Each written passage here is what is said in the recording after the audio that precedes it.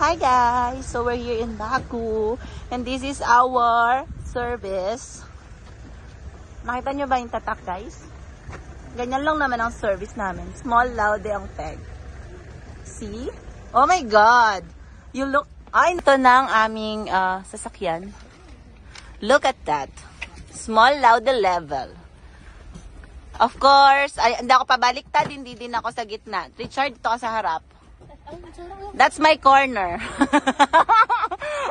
Thank you guys. Ay, ang yayaman ng mga friend ko. Oy, oh, Mercedes lang. Oh, look. Mercedes. Wala kayo yan. Sino man na nagpabook nito? Congrats. Ano masasabi mo? Magaling. Wonderful. Ang yaman. Magkano? Wag na po kayo magtanong kasi mayayaman yung kasama ko sa trip na to. So we have a very... Ay, sorry. Hindi ako sanay nagsasara sa sarili ko. Nalaglag. Dalaglag yung unan. Automatic. Wait. The pillow is down. See, we don't have this. Sorry. We don't know that it's automatic. Can we open the sunroof? Sorry.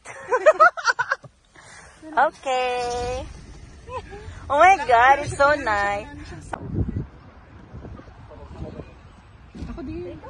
Oh, doon ako. Finish. Kailangan, pang ano talaga, no? How much the SIM card here? Maybe 3GB internet, $15, $5. Okay. 6GB, Kasama naman natin siya. 6GB, $20 or $19 like this. Okay. What okay? No need. No need for SIM card. No, how about the exchange? Exchange of money here? Do we need the money here?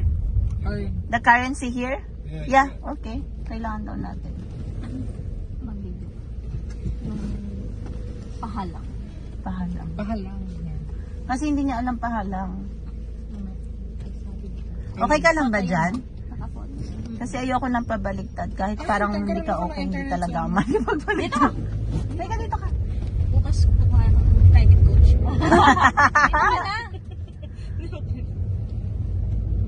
Ay, may rami din pala sila ano dito.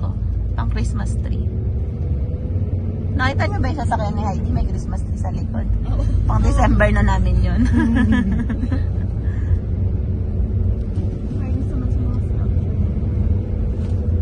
Fairness naman sa daan nila. Maganda.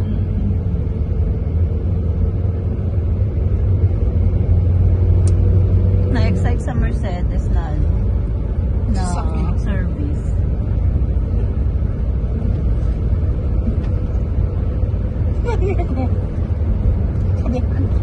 Hindi, kala ko may ano pa sa tayo. May ego pa.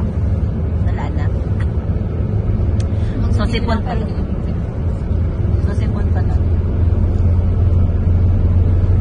Amin na wala.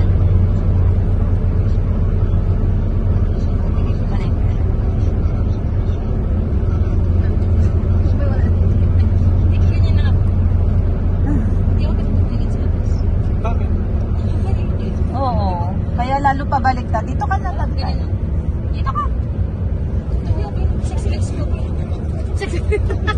Pero maganda dyan, makakahiga ka pag mamaya. Makakahiga siya. Lakas baka ano nito, ano baka small loud eh, Mercedes. Hindi ko in-expect. Baka feeling ko ano, ang title nito is Small Loud Experience in Baku. Swimming pool ba yun?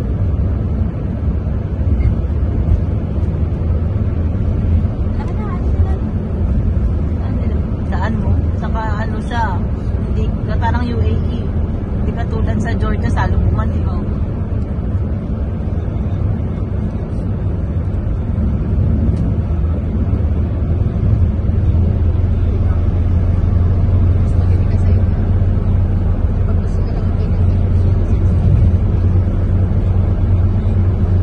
Para na siyang si Captain America.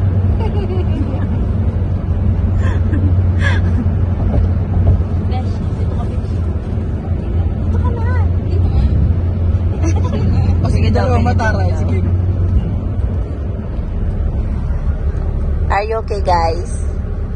You'll be in my vlog. So, ayan naman. Okay, excellent. Excellent.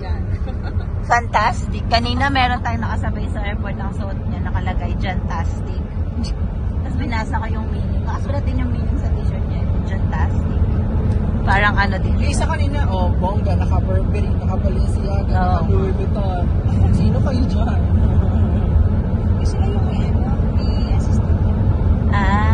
Oo nga, yung tinatanong ko sila kabala kung totoo yung kanyang may assistant sila. Nagpa-assist sila para sa English. Hindi ko na kailangan may assistant na ako. Matagal pa rin.